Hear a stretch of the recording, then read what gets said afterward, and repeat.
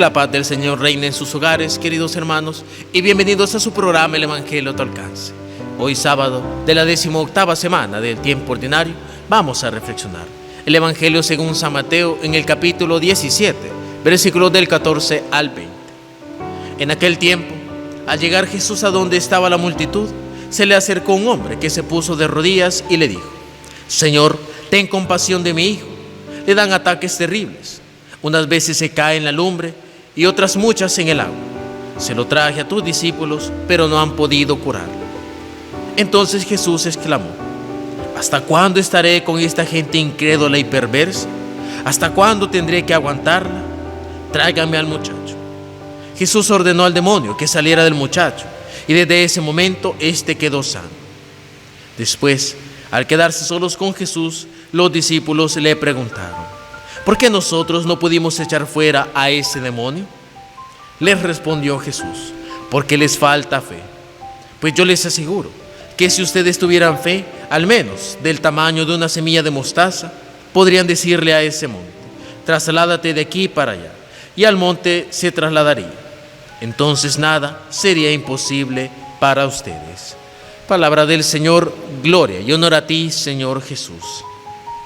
Nos encontramos ahora una vez más con un detalle importante del Señor en medio de una de sus obras de curación y de liberación.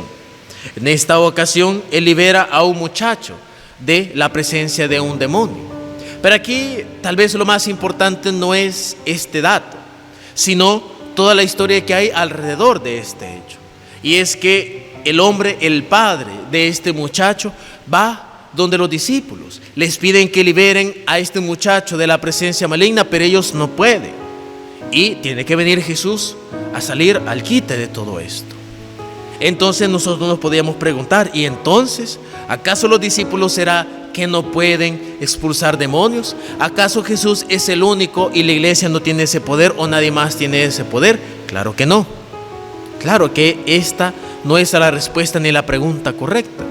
Claro que el Señor ha dejado a sus discípulos y en sus discípulos a los sacerdotes y también en cierta medida y en ciertos casos a los cristianos laicos el poder de alejar al demonio. Pero no es esto el punto principal, sino eso es lo que hay detrás de todo esto: la falta de fe.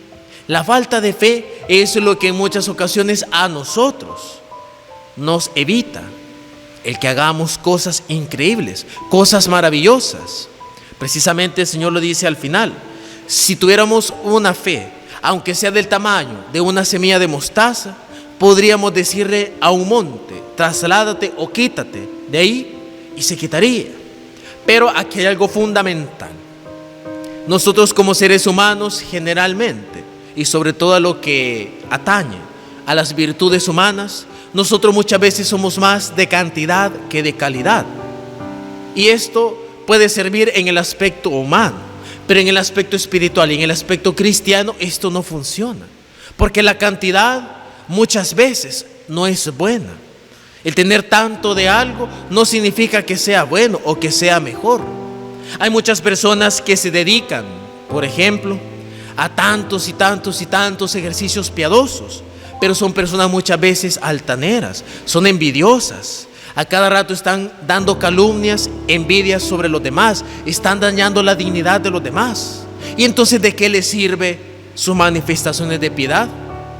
Piedad no es lo mismo que fe. La piedad se alimenta de la fe.